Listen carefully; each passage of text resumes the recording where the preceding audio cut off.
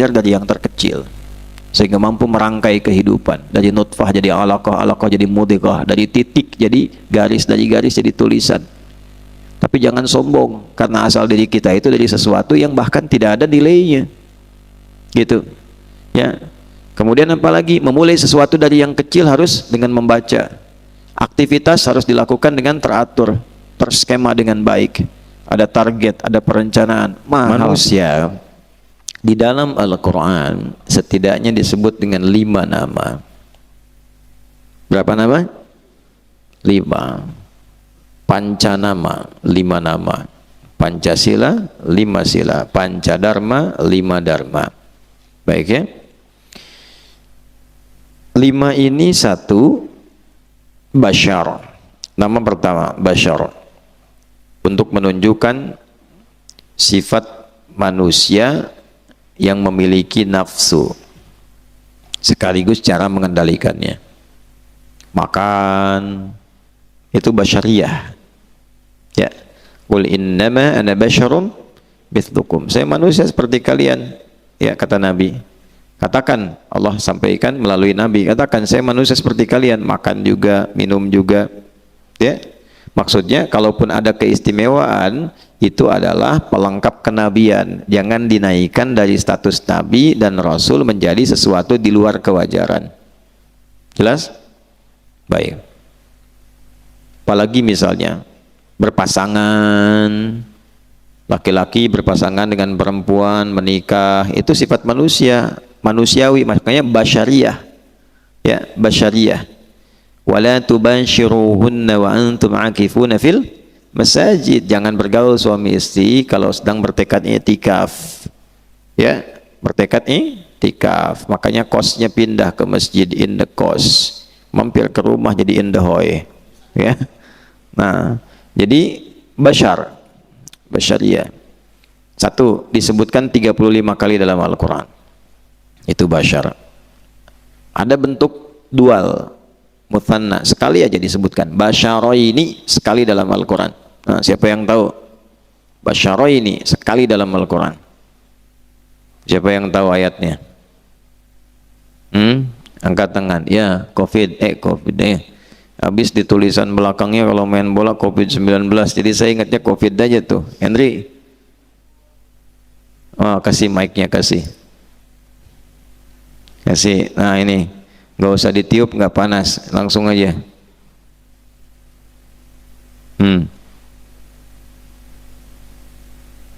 Coba basyara ini. فقالوا أنؤمن لبشرين مثلنا وقوموا ما لنا عابدون. Betul, 100.000 ya, nanti dikasihnya ya. Baik, basyara ini cuma sekali, basyar 35 kali. 2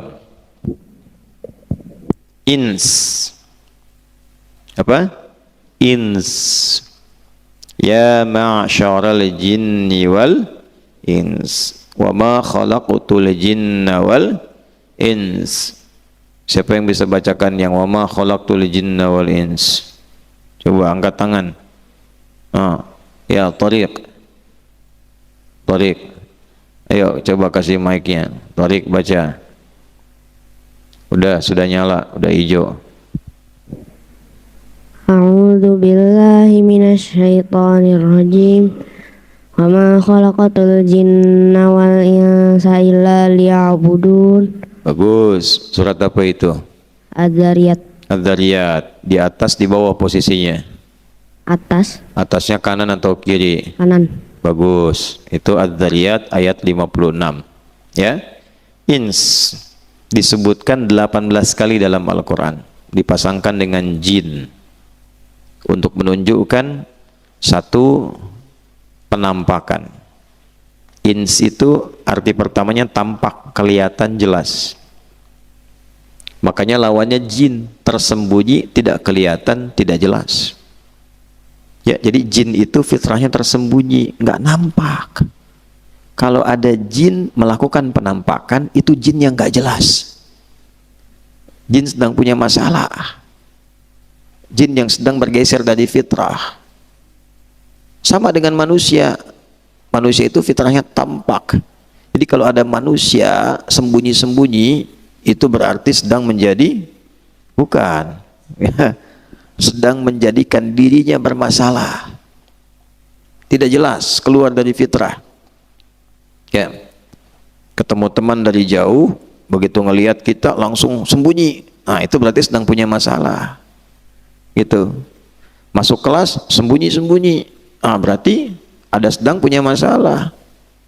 Bu, suami pulang sembunyi-sembunyi, nah punya masalah.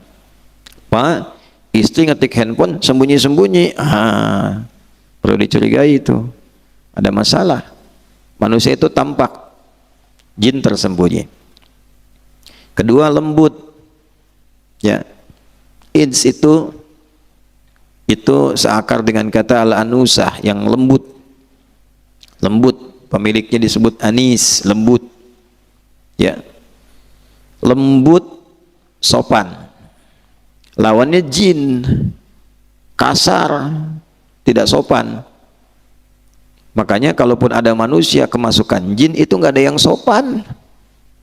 Ya, punten Pak Ustadz badai ngiring ngawas, kemasukan jin itu mustahil, nggak mungkin itu. Kalau tidak meracau pasti mengacau. Ya, jelas? Ya sudah, sampai situ dulu ins. 3, anas. Anas, nah ini surat paling favorit di muka bumi bagi semua umat Islam masa kini. Ya, surat An-Nas. An-Nas itu menunjuk sifat sosial, butuh pada orang lain, butuh pada lingkungan, tidak bisa mandiri. Jadi manusia itu nggak boleh sombong, tidak boleh egois, karena diciptakannya itu bersifat sosial, butuh orang lain. Ya, anak butuh orang tua, karena itu anak tidak boleh bandel, tidak boleh membantah, tidak boleh durhaka pada orang tua, karena butuh, minimal butuh uang saku, butuh jajan, perginya ke orang tua, butuh cerita. Orang tua juga butuh anak, karena itu nggak boleh egois, diikat oleh Allah emosinya. Mau makan mikir anak dulu, tuh kan? Mau belanja berlebihan mikir anak dulu, tuh kan? Lihat anak orang lain ingat anak sendiri, gitu kan? Belum punya anak pengen punya anak, gitu. Udah selalu diikat begitu. Jadi nggak bisa, hidup tunggal itu nggak bisa. Termasuk juga dengan tetangga, termasuk juga dengan orang-orang lain. Nah, kalau sudah menggunakan nas, itu artinya pergaulannya lintas batas, tidak menggunakan batasan akidah lagi. Termasuk kalau punya tetangga itu misalnya non muslim, tetap membangun hubungan baik. Nah, Quran tuh indahnya sampai ke situ. Punya makanan berbagi, Lui itu nggak usah direnungkan sampai malam begini, itu langsung dipraktekkan. Ya, itu. Punya tetangga Kristen, tetangga Hindu, Buddha, kita punya makanan, bagi. Karena saat rumah kebakaran yang pertama kali peduli itu tetangga. Ya, minimal apinya supaya nggak merembet gitu, ya kan? Ya, kalau kemalingan tetangga yang lewat lihat duluan, kalau sakit tetangga. Karena itu di Islam diajarkan, kalaupun punya makanan masak, baunya sampai ke tetangga, jangan lihat akidahnya, bagi, walaupun yang dibagi itu hanya kuahnya. Pak Andri biasa bagi kuah, opornya makan sendiri. Ya, itu visioner Nabi. Bagi kuah itu kalau memang yang dimasak kuah, sekalipun yang dimasak kuah bagi, supaya nggak salah paham, dikira masak opor padahal masak kuah. Yang kedua, bumbu. Sekarang bumbu itu sudah bisa diramu, dikirim, sehingga yang terjadi singkong yang dimasak bumbunya rendang. Orang tetangga menduga masak rendang nih, padahal singkong. Bagi, kok singkong rasa rendang gitu. Paham? Nah itu, tapi yang maksud poin pentingnya itu nas, nggak ada batas. Ya, jelas? Takib main bola, main bola tuh dengan tetangga jangan dibedakan. Ya, jangan ikut main bola. Kenapa? Kamu Buddha? Nggak bisa. Saya bukan Buddha, saya Asep, ya kan? Nah, itu. Ya, jadi jangan dilihat siapa timnas, misalnya pelatih timnas demi kebanggaan NKRI, jangan dilihat agamanya, jangan dilihat dari mananya. Sepanjang NKRI Garuda di dadaku, berangkat. Itu kira-kira begitu. Nah di Quran itu komplit. Jelas ya? Kalian kalau jadi ustadz, jadi ulama itu harus dipraktekkan. Kasih contoh dulu. Bangun hubungan baik dalam kemanusiaan dengan siapapun dalam konteks kebangsaan, kenegaraan. Itu nas. 4. Bani Adam. Nah, apa itu Bani Adam? Bani Adam itu anak keturunannya Nabi Adam. Kalau sudah bani terus ke bawah, banyak keturunan. Ya, untuk menunjukkan asal keberadaan kita. Bahasa kerennya genealogi kita, silsilah kita.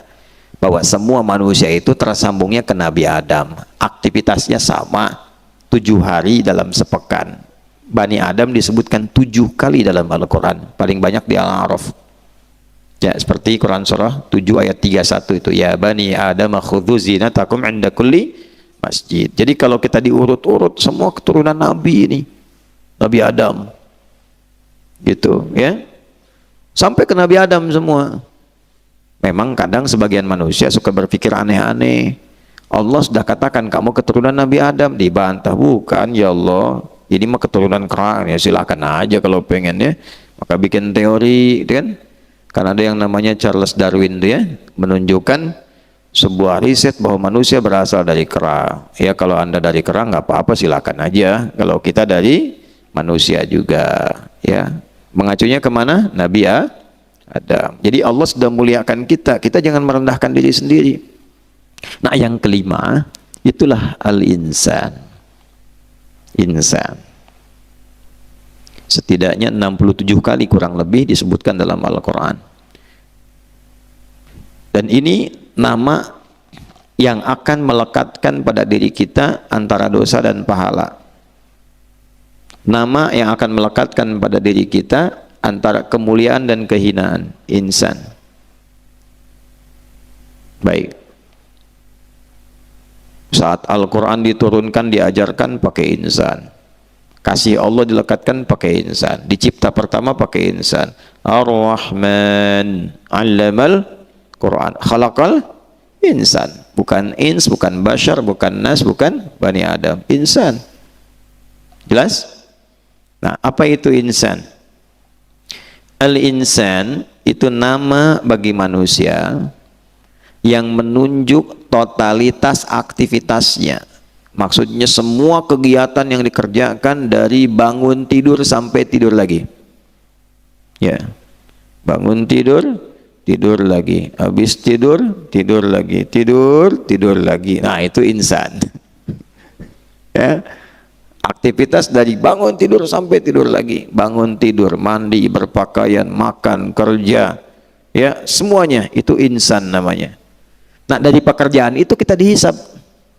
Mulut bekerja, apa yang dikerjakan mulut? Bicara, yang baik dapat pahala, yang jelek dapat dosa. Mata melihat, apa yang dilihat? Yang dilihat itu baik dapat pahala, yang dilihat jelek dapat dosa. Telinga mendengar, apa yang didengar? Yang didengar soleh dapat pahala, yang didengar salah dapat dosa.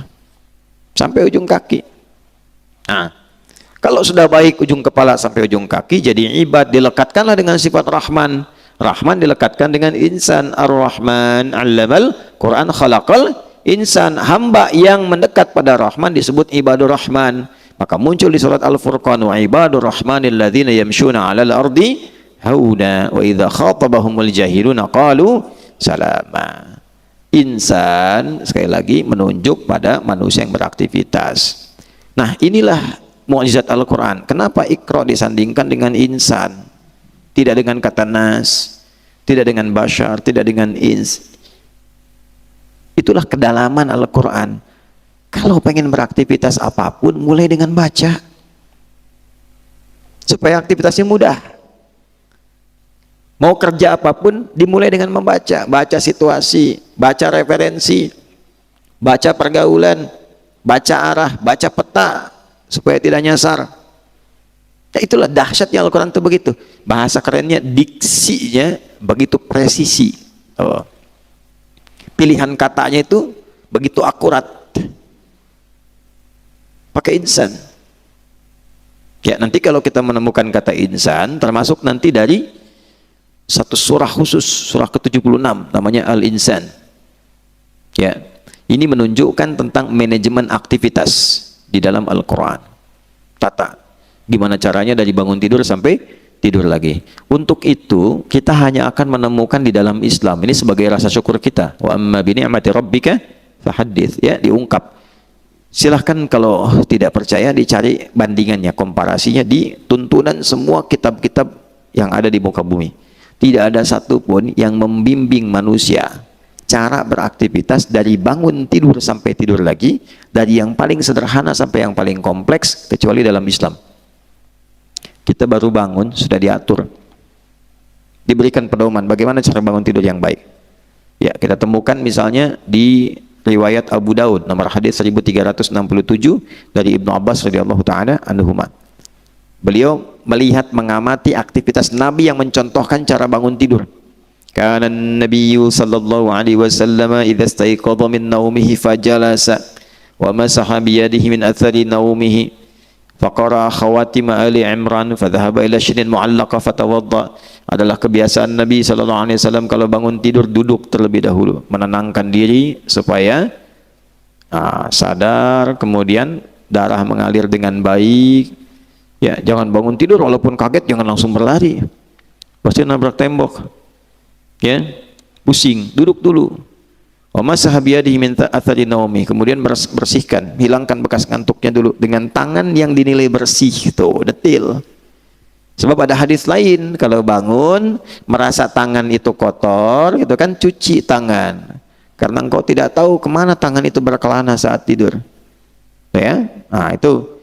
Kemudian setelah itu baca doa kan, dan baca petunjuk untuk bekerja di hari itu apa yang mau dilakukan. Membacalah Ali Imran 11 ayat terakhir. Itu kan manajemen dari aktivitas, dari waktu. Di ayat itu tuh, inna fi khalqis samawati yang saya baca tadi, ya, dalam subuh. Ya, itu sampai ayat 200. Ya ayyuhalladzina amanu sabiru wasabiru warabitu wattaqullaha la'allakum tuflihun. Makanya ditutup dengan jalani pekerjaan ini dengan sabar. Kuatkan kesabaran. Ikat dengan komitmen bahwa apa yang telah saya agendakan akan saya kerjakan. Gitu. Dan isi dengan takwa kepada Allah. Ujungnya bahagia. Di orang-orang yang komitmen dengan semua agendanya, dia kerjakan dengan baik, dia sabar menjalani, dia latihan mengatasi bagian jiwanya, dan dia cari nilai takwa pada Allah untuk mewujudkannya, endingnya happy ending. Bahagia. Ya, jelas? Halo, jelas? Jadi kalau menemukan kata insan, ini menunjuk pada aktivitas, tata aktivitas kita, mulai dengan bacaan. Nah ini nyambungnya di sini. Bahkan Allah atur aktivitas manusia itu sejak masih menjadi janin dalam perut ibundanya, di rahim ibundanya. Proses yang kedua sudah mulai terbentuk, dari mulai nempel di dinding rahim. Itu namanya alaqah. Apa namanya? Alaqah. Jadi ada 3 fase. Fase nutfah, perpaduan spermatozoa dengan ovum, bercampur, berproses 40 hari pertama. Ditemukan di hadis Nabi SAW dari sahabat Abdullah bin Mas'ud radhiyallahu ta'ala anhu. Kalau yang ngaji, suka ngaji Al-Arba'in, 42 hadis, hadis yang keempat. Ya. An Abi Abdurrahman Abdullah bin Mas'ud. Ini baca yang sudah ngambil sanad. Siapa? Hadis berempat. Siapa? Ayo angkat tangan, angkat tangan. Angkat tangan. Ayo, siapa? Mas Suri, coba kasih mic-nya. Baca dengan sanadnya. وبه أن أبي عبد الرحمن عبد الله بن مسعود رضي الله عنه قال حدثنا رسول الله صلى الله عليه وسلم وهو الصادق المصدوق إن أحدكم يجمع خلقه في بطن أمه 40 يوما نطفة ثم يكون علقة مثل ذلك ثم يكون مضغة مثل ذلك ثم يرسل إليه الملك فينفخ فيه الروح ويؤمر ب4 كلمات بكتب رزقه وأجله وعمله وشقي أو سعيد فوالذي لا إله إلا غيره فوالذي لا إله إلا غيره إن أحدكم لا يعمل بعمل أهل الجنة حتى ما يكون بينه وبينها إلا ذراع فيسبق عن الكتاب فيعمل بعمل أهل النار فيدخلها وإن أحدكم لا يعمل بعمل أهل النار حتى ما يكون بينه وبينها إلا ذراع فيسبق عليه الكتاب ويؤمر fayamalu bi amali ahli jannah fayadkhuluha. Rawahu Bukhari wa Muslim. Al-Bukhari wal Muslim. Bagus. Ya.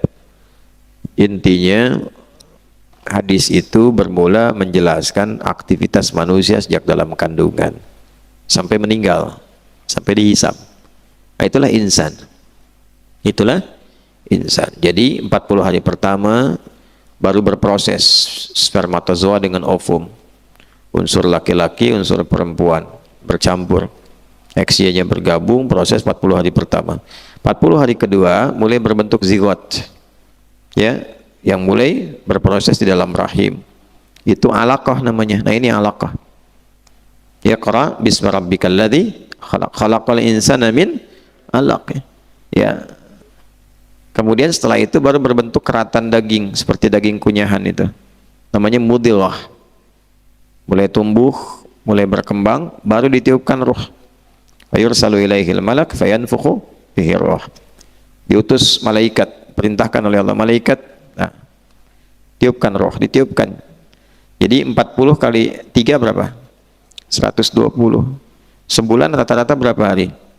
30. 120 bagi 34. Karena itu 4 bulan itu sudah ada rohnya. Nah, itulah sebabnya beberapa ulama itu mengajarkan bagi yang sedang mengandung masuki 4 bulan banyak berdoa dan beramal soleh. Ya, berdoa dan beramal soleh. Itu konsisten sampai nanti menjelang lahiran. Terutama ke 7 bulan, 8 bulan sampai kandungan mulai terasa berat. Itu petunjuknya diambil di Quran surah ke-7 ayat 189. Ya, falamma taghasyaha hamalat hamlan khafifa. Ayo baca siapa yo biar gantian. Cepat baca langsung ambil mic. Ayo Faiz. Siapa yang baca? Faiz baca. A'udzu billahi minasy syaithanir rajim. Falamma taghasyaha hamalat hamlan khafifan famarrat bih. فلما أثقلت دعوا الله ربهما لئن آتيتنا صالحا لنكونن من الشاكرين. Stop sampai situ. Itu doa spesifiknya. Tapi jangan diperlakukan sampai ayat 190-nya karena itu menyimpang dari doa yang dimohonkan. Ya, sama persis dengan doa dalam haji, Rabbana atina fid dunya hasanah fil akhirati hasanah wa qina adzabannar. Itu doa asalnya di dalam praktek haji, tapi dijadikan doa umum. Kenapa? Dengan kaidah al-ibaratu bi umumil lafzi la bi khususis sababi. Ya, menunjuk keumuman lafadznya bukan karena khusus sebabnya. Sepanjang lafadznya itu umum, tidak ditaksis, maka lafadznya umum. Saya pernah mendapatkan satu protes. Kenapa menyantumkan doa itu? Padahal kan ayat 190-nya itu pelanggaran dari doa. Yang salah bukan doanya, Cepi. Yang salah itu praktek yang menyimpang dari doa. Cepi itu cepat pikirkan. Ya, cepat pikirkan dulu, jangan langsung berkomentar. Suneo suka nengokin orang. Gitu ya. Dulu saya punya beo namanya Suneo. Setiap yang lewat ditengokin, diikutin, tengokin, diikutin. Dan pulangnya, meninggalnya husnul khotimah malam Jumat.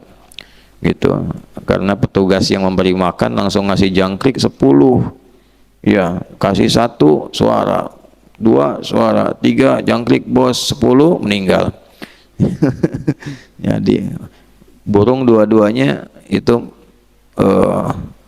bilang wafat juga nggak bisa. Ya meninggal aja lah, kan meninggalkan dunia gitu kan. Itu dua-duanya malam Jumat. Satu burung hantu, yang kedua burung beo, gitu ya. Ya mudah-mudahan husnul khotimah. Nah itu jadi ayatnya itu tentang doa. Tapi kadang manusia itu seringkali punya perilaku berdoa tapi perilakunya menyimpang dari doanya. Gampangnya begini deh, minta masuk surga tapi perbuatan ahli neraka. Gitu, padahal doanya pengen ke surga. Ya Allah, berikan kesempatan padaku untuk ke surga. Habis doa mencela orang. Habis doa gibahin orang, padahal itu perbuatan ahli neraka. Makanya kata Ali bin Abi Thalib, pandang manusia itu ajaban, aneh memang gitu. Ya, pengen dapat nikmat kubur, perbuatannya siksa kubur. Pengen husnul khatimah, perbuatan suul khatimah. Ya, tapi itulah yang menjadikan seni berkehidupan supaya ada unsur taubat. Jelas ya yang mau saya maksudkan di sini? Baik. Nah, kemudian dalam proses itu minta berdoa. Kandungan mulai kecil sampai ditiupkan roh. Falamma taghasyaha hamalat hamlan khafif sampai usia 4 bulan. Minta sama Allah supaya dijaga kandungan kuat sampai nanti usia 7 bulan ke atas itu mulai berat. Falamma athqalat da'awallaha rabbahuma lain ataitana salihah. Itu sudah spesifik doanya, minta anak soleh. Minta anak soleh, ya, walaupun bapaknya bukan Pak Soleh, ibunya bukan Pak Solihah, tapi anaknya minta anak soleh. Soleh itu artinya kebaikan yang diridhai Allah. Ya, menggabungkan 4 hal: thayyib, khair, ma'ruf, ihsan. Gabungan keempatnya namanya soleh. Thayyib, sehat fisiknya; khair, sehat pikirannya; ma'ruf, sehat perbuatannya; ihsan, sehat niat perbuatan ditujukan karena Allah. Jadi pengen punya anak yang baik, fisiknya sehat, baik sifatnya, baik sikapnya, dan dekat dengan Allah. Gabungan keempatnya namanya soleh. Makanya fitrah ayah ibu itu keluarnya soleh. Saya belum pernah dengar ada seorang ibu berkata, ya Allah, jadikan anak saya anaknya thayyib. Wah, suaminya dengar, apa? Anak Pak Thayyib? Katanya bukan. Bukan ngaji ya. Ya, jadi itu maksudnya keempat-empatnya.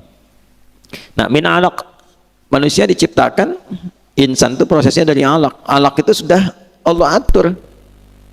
Muhammad SAW, jangankan masalah bacaan, manusia itu dari proses awal aja itu begitu gampangnya aku cipta, aku atur. Makannya nggak susah, mengeluarkan makanan nggak repot.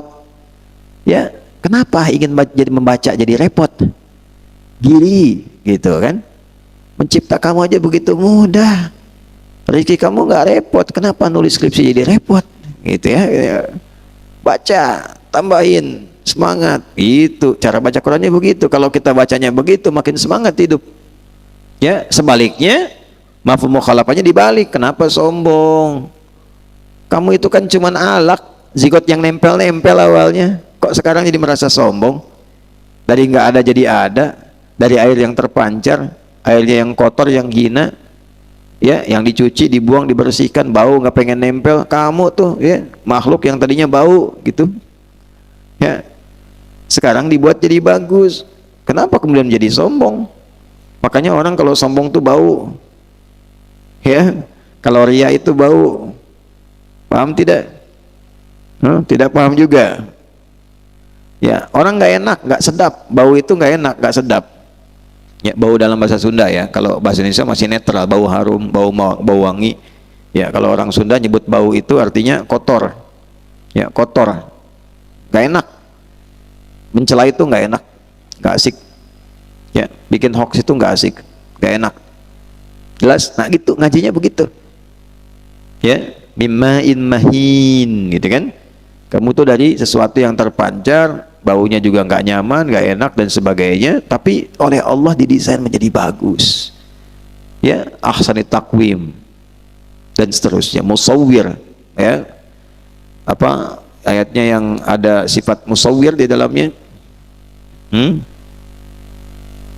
Ya, Ali Imran. Walladzi ya yusawwirukum fil arhami kaifa yasha. Allah bentuk tuh di dalam rahim sesuai kehendak Allah. Nah, kehendaknya itu karena Allah punya sifat baik, innallaha thayyibun la yaqbalu illa thayyiba. Karena Allah itu maha baik, dibentuk jadi sempurna baik, jadi begini tuh baik-baik. Dan dibedakan walaupun kelihatan mirip, kan, bagai pinang dibelah 3 misalnya kan, ya, belah 3 mirip semua, kembar 3 tetap aja pasti tidak akan semua identik, ada bedanya kelihatan. Ya, dari sidik jari aja udah beda, di sidik jari. Nah, maksudnya apa di sini? Belajar dari yang terkecil sehingga mampu merangkai kehidupan, dari nutfah jadi alaqah, alaqah jadi mudghah, dari titik jadi garis, dari garis jadi tulisan. Tapi jangan sombong karena asal diri kita itu dari sesuatu yang bahkan tidak ada nilainya, gitu ya. Kemudian apalagi memulai sesuatu dari yang kecil harus dengan membaca. Aktivitas harus dilakukan dengan teratur, terskema dengan baik, ada target, ada perencanaan.